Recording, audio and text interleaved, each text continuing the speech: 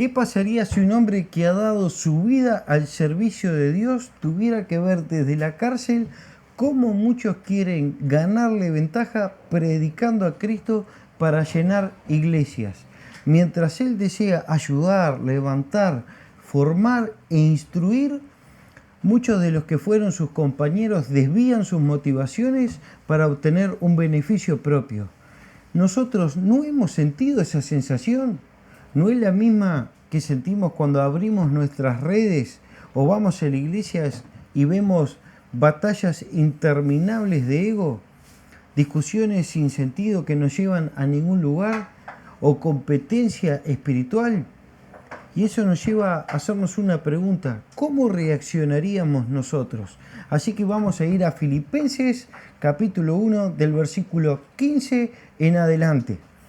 Pablo se encuentra en una posición no muy favorable. Él está preso en Roma, alquilando una cárcel, encadenado a un guardia las 24 horas del día.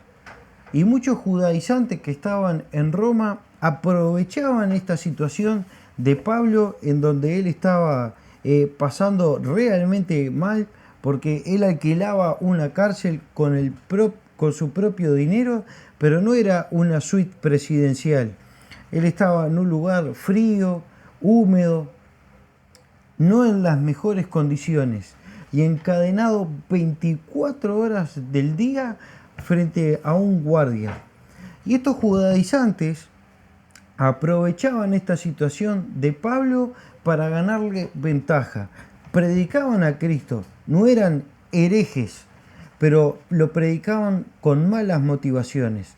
Así que vamos a ir ahí a Filipenses 1 del versículo 15 en adelante, y vamos a ver la situación en la que se encontraba Pablo y cómo él lo aprovecha para sacar una lección espiritual para usted y para mí.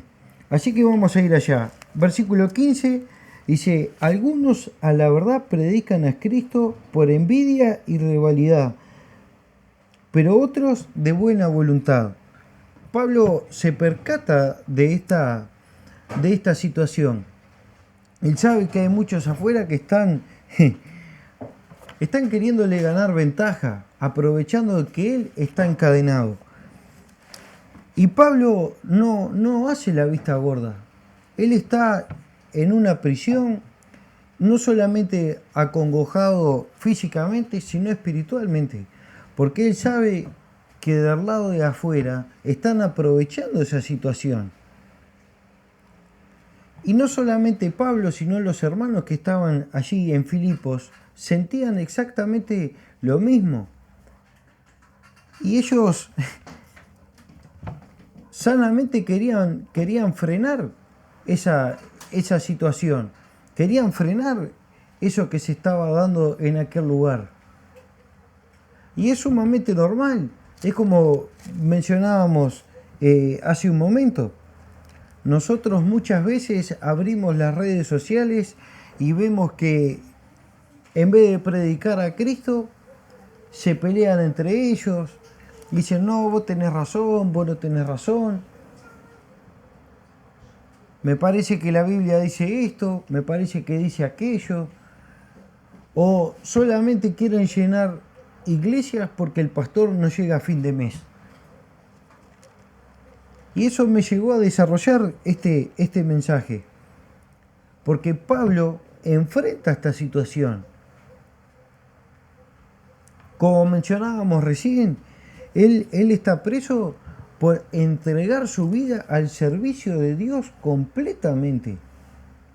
Todos nosotros sabemos esa treta que le hicieron a Pablo cuando fue a Jerusalén y tuvo como desenlace este momento, esta situación en donde él está encarcelado injustamente, porque solamente lo que hacía él era predicar a Cristo.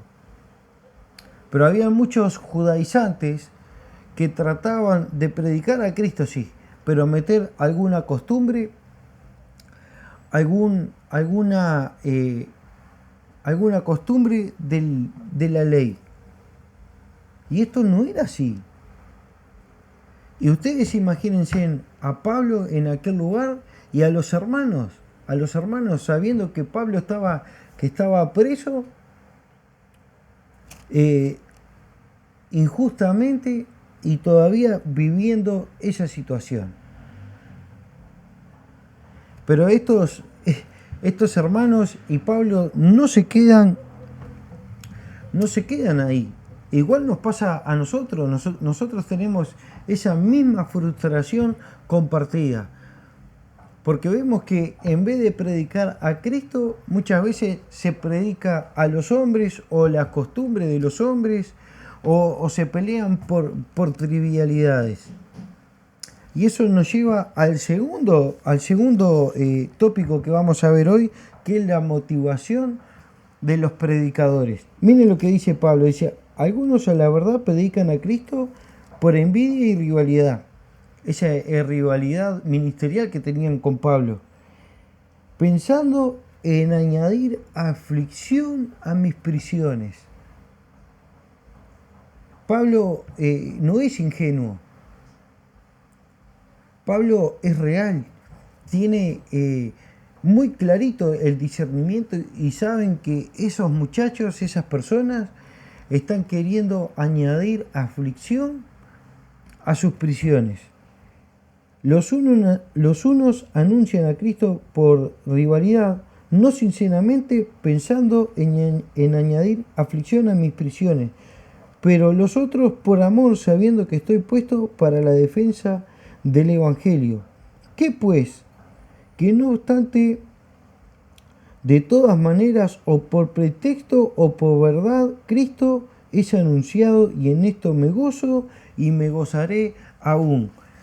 Hermanos, como veníamos mencionando recién, Pablo no es ningún ingenuo, él sabe lo que los otros están haciendo. Y ustedes pueden decir, pero Pablo se volvió loco. Si no están predicando a Cristo con buenas motivaciones, ¿por qué él no los amonesta como pasó, por ejemplo, con los colosenses, como la carta a los efesios, en donde está golpeando a los judaizantes y a los gnósticos? Porque estos predicaban a Cristo, pero de malas motivaciones. Estos no decían ninguna herejía, pero sus motivaciones, su corazón no era el correcto, no era el adecuado. Pablo los prende fuego y dice, ellos quieren añadir a mis prisiones aflicción, que más de la que todavía tengo. Y ustedes me pueden decir, bueno, pero si volvió loco, ¿cómo puede decir que por pretexto o por verdad Cristo se ha anunciado? Esa palabra por pretexto es como que usaban una máscara de piedad, pero atrás estaba su verdadera intención. Y esto, hermanos, nos interpela a nosotros. ¿Por qué? Porque muchas veces vamos a la iglesia y, como dice el dicho, vemos caras, pero no vemos corazones. Y nosotros pensamos que el pastor viene con todo el poder espiritual y su corazón está corrompido. Piensan dar un mensaje lindo para que usted y yo dejemos una buena ofrenda, un diezmo generoso, o le ayudemos a llegar a fin de mes. O simplemente el predicador quiere sentirse mejor, quiere ver la iglesia llena, para decir, sí, miren cuánto poder de Dios hay en esta iglesia. Hermanos, Noé estaba con el poder de Dios y solamente pudo meter a 8 personas dentro del arca. Así que nosotros no podemos emparentar el número de las personas que va a la iglesia con la santidad y con el poder espiritual que tiene esa iglesia. No podemos nunca hacer esa comparación, esa igualdad. Y Pablo lo sabía eso. Y es como mencionábamos recién, nosotros podemos pensar que Pablo se volvió loco al permitir esto. Y no es así, no es así. Porque el mismo Señor Jesucristo dijo algo similar. nosotros podemos recordar lo que dice en Mateo 7, versículos 22 y 23, en donde se acercan unos muchachos y le dice, Señor, nosotros hemos echado muchos demonios afuera, hicimos milagros, hemos predicado, hemos hecho sanidades, hemos mostrado el poder de Dios. Y el Señor le responde y le dice, apartaos de mí, hacedores de maldad. Y eso nos lleva al mismo lugar en donde estábamos recién. Nosotros vemos caras, pero no vemos corazones. De la única manera de ver un corazón es pasarlo netamente por la palabra de Dios. El apóstol Juan dice, no creáis a todo espíritu, sino probad si los espíritus son de Dios. Nosotros no podemos quedarnos con la imagen de santidad del predicador un domingo por la mañana o por la tarde, sino tenemos que ver cómo es su vida en el barrio. Tarde o temprano la abundancia de su corazón lo va a delatar. Nosotros sabemos que la palabra dice que el corazón es engañoso más que todas las cosas y que la boca habla de la abundancia de lo que hay en él. Entonces, hermanos, más acá o más allá, su boca va a delatar las intenciones que hay en su corazón. Y nosotros no nos podemos fiar de un domingo a la mañana o un domingo a la tarde del mensaje que trajo para compartir. Y eso nos lleva a al otro punto, que lo toca el apóstol Pablo también, que dice que por pretexto o por verdad Cristo es anunciado. Y la palabra de Dios es fiel y verdadera. Si hay un predicador que está más o menos tambaleando, pero predica la Biblia, Cristo, Dios va a respaldar su palabra y lo va a ministrar a usted y a mí. ¿Y cuántas veces nos ha pasado? Mientras desarrollaba este mensaje, conversaba con mi esposa y le decía cuántas veces cuando éramos más jovencitos íbamos a iglesias que no estaban del todo bien. Y el Señor aún así ministraba a nuestros corazones, nos enseñaba lo que nos tenía que enseñar y nos consolaba en el momento que nos tenía que consolar.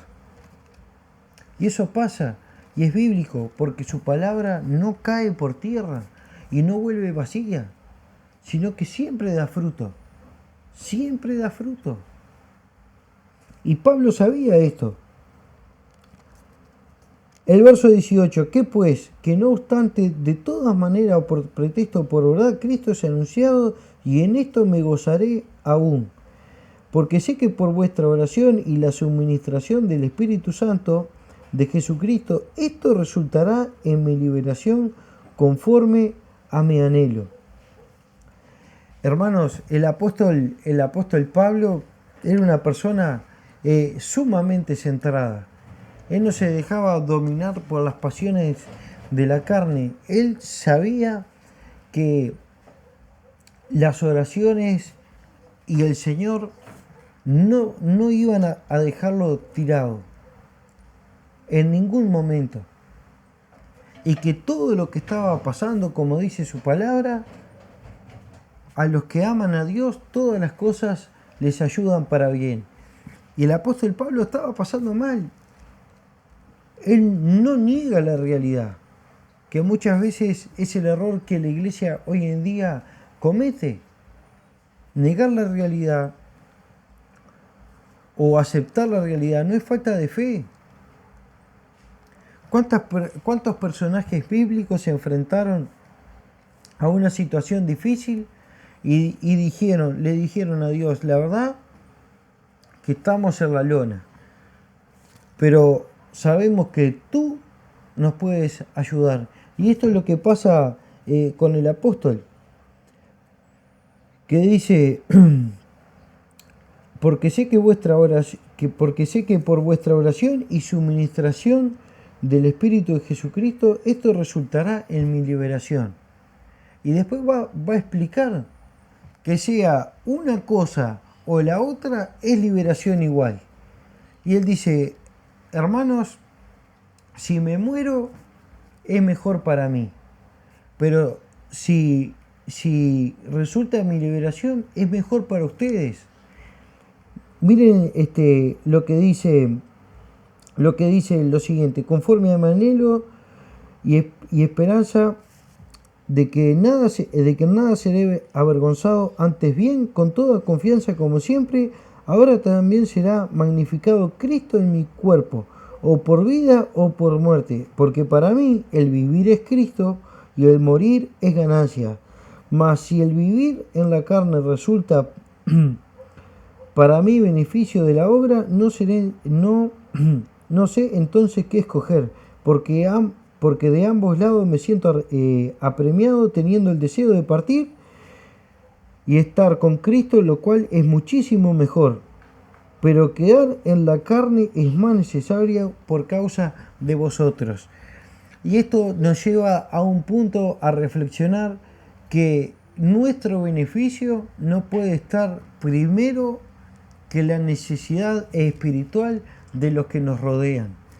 El apóstol Pablo dice, si yo me muero, es mejor para mí. ¿Qué mejor que estar en la presencia de Dios? Sin sufrimientos, sin tener que pagar la cárcel, sin tener que verle la cara al soldado romano todos los días, ni siquiera aguantar esas difamaciones que le querían hacer al apóstol Pablo del lado de afuera de la cárcel. Y muchas veces nosotros decimos, bueno, los que no tienen miedo a la muerte, porque hay muchos hermanos que le tienen miedo a la muerte, pero los que no tienen miedo a la muerte, es acertado pensar, bueno, si me muero me voy con Cristo, ya no tengo que andar sufriendo las cargas que te pone este mundo en la espalda.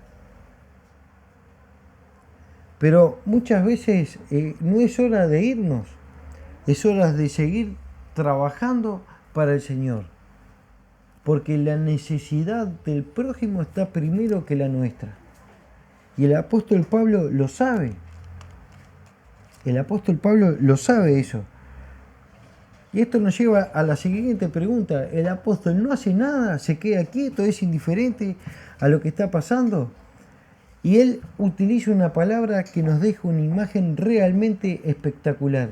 Esa palabra que está allí en el verso 20, conforme a mi anhelo y esperanza de que en nada seré avergonzado. Esa palabra anhelo es una palabra que solamente el apóstol Pablo utiliza en sus cartas. Es una palabra griega que es apocardoquía, que es una palabra que nos deja una imagen realmente espectacular, porque él no es paciente a lo que está pasando afuera, pero miren el enfoque del apóstol Pablo. Esta palabra da la imagen de que él levanta la cabeza de la multitud para ver más lejos. Él no se fija en las cadenas o en lo que está pasando afuera, sino que levanta la cabeza, deja el cuello erguido para ver más lejos. Él no se involucra en el barro de la pelea con los demás. Él no está diciendo, no, mirá lo que hace, mirá lo que dice. Nosotros sabemos el testimonio que tiene. Se equivocó en una palabra, dijo una palabra que no es la correcta. Él no se involucra en el barro de la pelea, sino que levanta la cabeza, deja el cuello erguido y mira a más allá. Mientras estudiaba todo este significado de la palabra, me vino a la mente la siguiente imagen.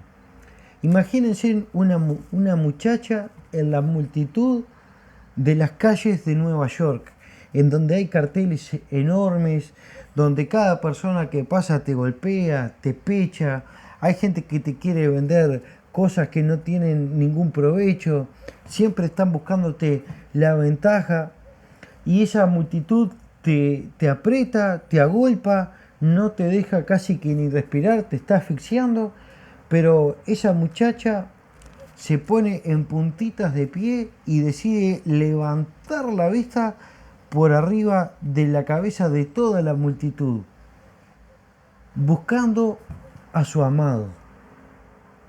Y esto es lo que hace Pablo. Él se pone en puntitas de pie, levanta la cabeza, deja su cuello erguido y mira a su amado, que es Cristo. Él no pierde el tiempo. Él no pierde el tiempo discutiendo. Él no pierde la energía discutiendo con los demás. Él no ignora las cadenas ni la prisión, pero trata de sacarle a eso una ventaja. Y eso nos pone contra las cuerdas a nosotros, porque el apóstol Pablo nos dice qué debemos hacer. Él utiliza esta palabra que es genial, es magnífica. Nos da esa idea de que debemos de separarnos de la muchedumbre que nos agolpa, nos aprieta, levantar nuestra vista por encima de todo lo que nos rodea y mirar a Cristo. Y esto nos hace, hermanos, no perder de vista lo que tenemos que tener en vista, que es a Cristo. Nosotros no nos podemos desviar a pelear con el que está predicando con malas motivaciones o enroscarnos a defender una postura, sabiendo que tenemos que mirar a Cristo y predicarlo a Él. El apóstol sabe dónde enfocar su energía. Y miren lo que sigue diciendo.